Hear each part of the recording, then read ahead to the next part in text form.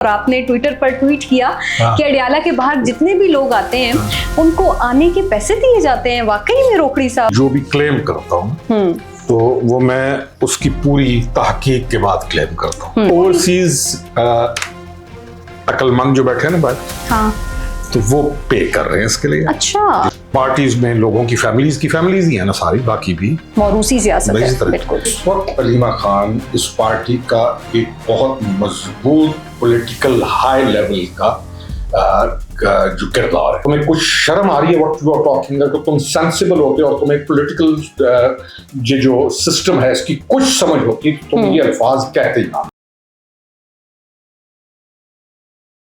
अस्सलाम वालेकुम, आप देख रहे हैं आज़ाद सियासत। मैं हूं अरीज फातिमा। पाकिस्तान की पॉलिटिक्स में रमज़ान का महीना है, लेकिन रोज़ाना हम देख रहे हैं कि स्टेटमेंट्स उभरती चली जा रही हैं और सियासत में लगता यूं है कि कुछ चीज़ें बहुत इंटरेस्टिंग होती चली जा रही हैं। इन तमाम तर मौज़ूआत पर तफसील से बात करने के लिए इंटरनेशनल पॉलिटिक्स को भी डिस्कस करेंगे और मेरे साथ मौजूद होंगे हस्बे मामूल सीनियर पॉलिटिशियन, हमारे लिए इंतहाई काबिल मोहतरम जनाब खुर्रम हमीद रोकड़ी साहब। बहुत शुक्रिया रोकड़ी साहब ज्वाइन करने का। और वैसे बहुत सारी चीजों की तरफ बढ़ने से पहले आपसे आज मैं आगाज करती हूँ। और आपने ट्विटर पर ट्वीट किया कि अडयाला के बाहर जितने भी लोग आते हैं उनको आने के पैसे दिए जाते हैं। वाकई में रोकड़ी साहब?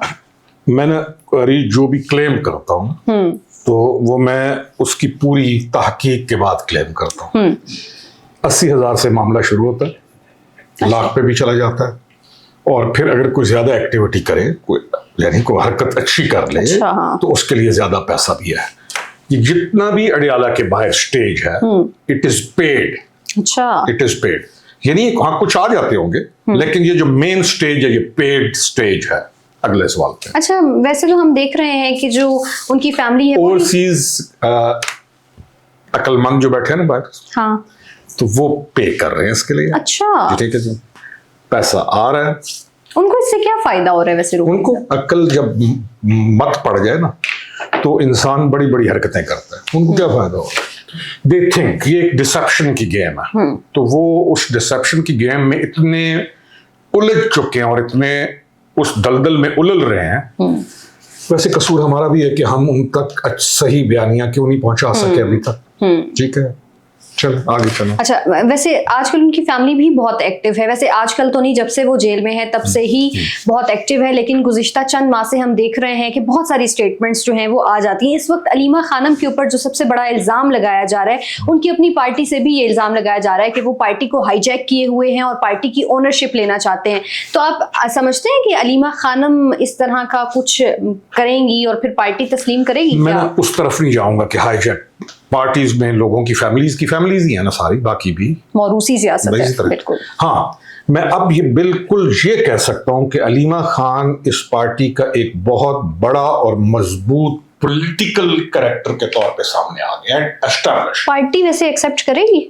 पार्टी की जरूरत नहीं करेगी इस वक्त। Who is running all the things? मैंने फिर कह रहा हूं, अल्फाज को सुनिएगा कि पार्टीज में फैमिलीज होती हैं, ये कोई नई। जैसे इमरान खान ने तो इसके खिलाफ नारा लगाया था। छोड़े उसके नारों को, उस दिन नारे पर पत्थर छोड़े।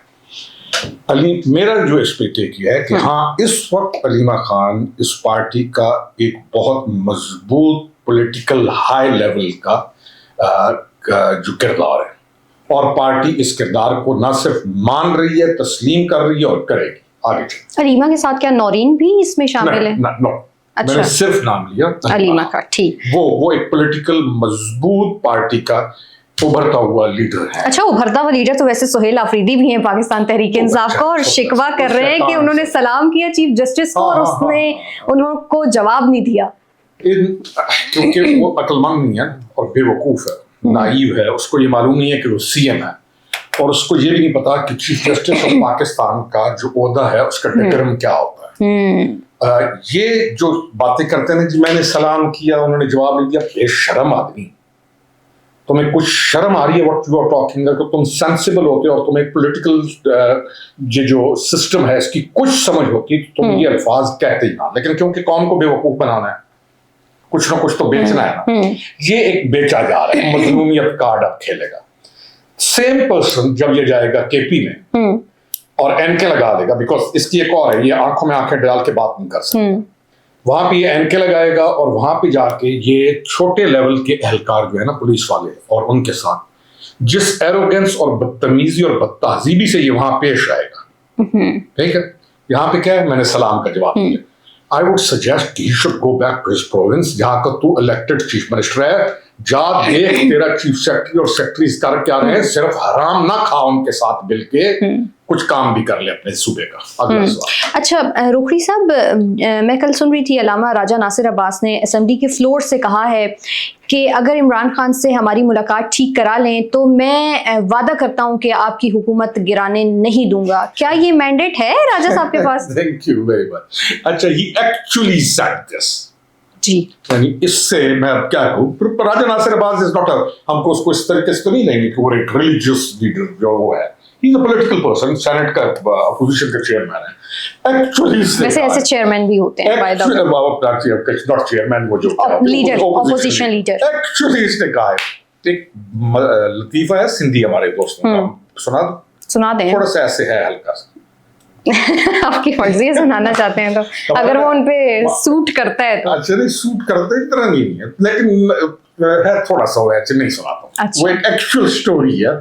चलें ये ऑफ द रिकॉर्ड में। अच्छा, वाह, गिफ्ट का यानी कहा की डिमांड से लेके उसने एक्चुअली कहा, उसने कहा है कि अगर आप हमारे सेनेटर को इजाजत देते ना मिलने की, सिर्फ किस चीज की इजाजत, मिलने की, हम आपके खिलाफ कोई कार्रवाई, कोई तहरीक नहीं लाएंगे। वैसे इतनी सिंपल बात है जितना वो कर रहे हैं। चुनाव देखो तुम इस पार्टी का, इनका ओपोजिशन ऑफ द लीडर वो कहां से कहां सौदा कर रहा है, और एक्चुअली इसने बोला है, अभी आजकल भाग रहे, कभी कहता है मैंने नहीं कहा, ये नहीं कहा, और कुछ लोगों ने ना ट्विटर पे ये लिखा कि महमूद अचकज़ई ने कहा है। नो, महमूद अचकज़ई का नहीं है, ये राजा नासिर साहब, नॉट अलामा, क्योंकि ही इज अ पॉलिटिकल। अच्छा रोखड़ी साहब, सलमान अकरम राजा ने ये कहा है कि इमरान खान की सेहत जो है वो अब बिल्कुल ठीक है, उनको सिर्फ घड़ी नहीं बल्कि घड़ी की सुइयां भी नजर आ रही हैं, तो इसका मतलब ये है कि वाकईतन सेहत तो ठीक है, तो मामलात के आगे सेहत से बढ़ेंगे?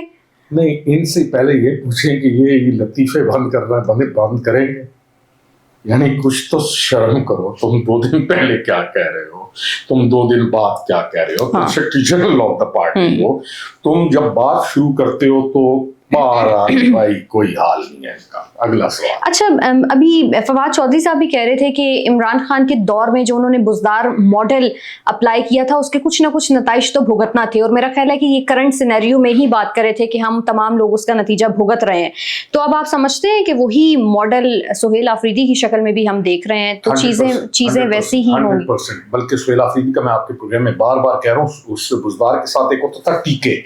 जी बिल्कुल, आपने इसके साथ जो चीफ सेक्रेटरी है ना, वो कोई पता नहीं कौन सा बन्नू का रहने वाला, वो टीके का ग्रैंड डैड साबित होगा। और ये जो है ना बुज़दार, तो फिर भी कोई उसके अंदर एटिकेट्स तो थे, उसको उठना बैठना मिलना आता था, उसको बात करनी आती थी, बाकी चीजें छोड़ दें, एटिकेट्स होता था, तो ये तो बिल्कुल ही फायदा। अच्छा रोखड़ी साहब, वैसे पॉलिटिकल हैपनिंग्स के साथ साथ अनफॉर्चुनेटली एक मरतबा फिर से हम पाकिस्तान में दहशतगर्दी देख रहे हैं, और कल फिर हमने देखा करक के इलाके में एफसी की पोस्ट के ऊपर दहशतगर्दाना हमला हुआ, और फिर तालिबान ने सोशल मीडिया पर फुटेजेस लगा के उसकी जिम्मेदारी भी कबूल की, जो कि इंतहाई मेरा ख्याल है कि अफसोसनाक है। अब आप समझते हैं कि वक्त आ गया है कि हुकूमत को वफाक के साथ मिलकर ऑपरेशंस के मुतालिक बात भी करनी होगी, ताकि ये मामला जो है हम देखें किसी सिमत को जाए? वक्त आ गया है इस मुल्क में, पता नहीं कब वक्त आएगा इस मुल्क को, और इस मुल्क को कब समझ आएगी कि कौन सा काम किस वक्त पर करना है। 4 साल से वहां से ये आ रहे हैं, 4 years नाउ, जब से ये वोट ऑफ नो कॉन्फिडेंस का हुआ है और ये बाहर निकल रहा है, उसके बाद उनकी एक्टिविटी बढ़ी है, और ये ऑन रिकॉर्ड है, मैं कोई कहानी नहीं सुना रहा। तो कब वक्त आएगा आपको कि आप अपने मुल्क का दिफा दुरुस्त करेंगे? वक्त बहुत पहले का आ चुका था, हम खुद बादशाह को। अच्छा, वैसे खैबर पख्तूनख्वा सबसे ज्यादा दहशतगर्दी का शिकार है, और बन्नू और बाजोड़ के शिकार है दहशतगर्दी, लेकिन उसने कहा मुझे सलाम नहीं किया। नहीं, 13 साल से हम यही तो देख रहे हैं रोखड़ी साहब। लानत ज़दा गवर्नमेंट पे भी तो देखे ना, केपी वाली पे, वहां पे उनको पता है वो जो करक के पास है वो they were burnt. वैसे जी, ठीक है। जब उनको एम्बुलेंस में They लेके were जा रहे थे, burnt. They were burnt. अब इन वैशी वो कहता है मुझे सलाम नहीं किया। उसका इशू ये है अरीज, वो इस वक्त मार्केट में ये ड्रामा, ये जो कॉन आर्टिस्ट के कॉन मैन है ना, ये सारी जो कल्ट है, इस वक्त इनके ट्विटर पे जाओ ना मार्केट में, ये क्या पता क्या बेच रहे हैं, सलाम का जवाब नहीं दिया। तेरे सूबे में हो क्या रहा है बेशरम इंसान, तू सलाम के जवाब ढूंढ रहा है। अच्छा, वैसे रोकड़ी साहब, अभी जो बन्नू और बाजोड़ में हुआ, वहां पे नमाज जनाजा जब अदा की गई तो पाकिस्तान तहरीक इंसाफ की उस तरह से ऑफिशियली रिप्रेजेंटेशन भी नहीं थी, तो ऐसे मामलात पे हम क्यों देखते हैं पाकिस्तान तहरीक इंसाफ की हमेशा अदम मौजूदगी? Because they support the terrorist who got them back here. ये लेके आए हैं, इनका जो पड़ा हुआ अंदर गुरु घंटाल, वो सबसे बड़ा इनका सपोर्टर है। तो अगर मैं आपसे ये सवाल अच्छा, हमें एक चीज होती है एम्बिग्युइटी। मुझे एक चीज 2 साल पहले समझ नहीं आ रही, थोड़े अरसे बाद में आपको मुझे समझ आ रही है। तो जब समझ आ चुकी हैं सारी चीजें, यानी एक चीज क्लियर हो चुकी है, तो फिर हम बार बार सवाल क्यों करते हैं? रोजे ने तंग करना क्यों करती हो वजह? नहीं रोकड़ी साहब, सॉरी, लेकिन सवाल तो मैंने आपसे करना है ना। चले ट्रम्प की तकरीर के ऊपर आ जाते हैं, और उस ट्रम्प की तकरीर को आप कैसे देख रहे हैं और चीजों को कैसे आप शिफ्ट और मोल्ड होता हुआ देख रहे हैं?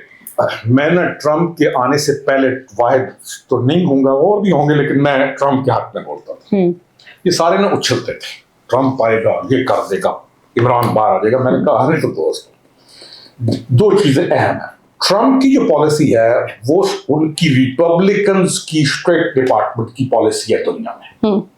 वो अपने आप को इस वक्त दुनिया का बाप मनवा रहे हैं। उनके जो वर्सेस है वो हैं डेमोक्रेट्स।